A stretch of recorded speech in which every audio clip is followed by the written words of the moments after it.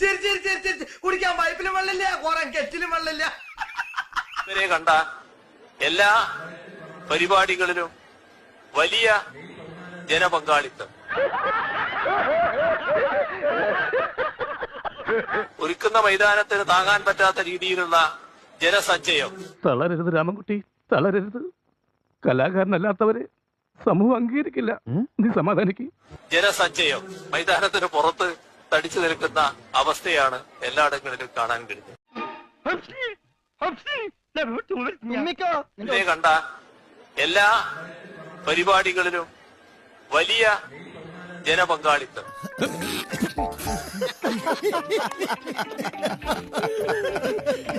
ജനസഞ്ചയം മൈതാനത്തിന് പുറത്ത് തടിച്ചു നിൽക്കുന്ന അവസ്ഥയാണ് എല്ലായിടങ്ങളിലും കാണാൻ കഴിയുന്നത്.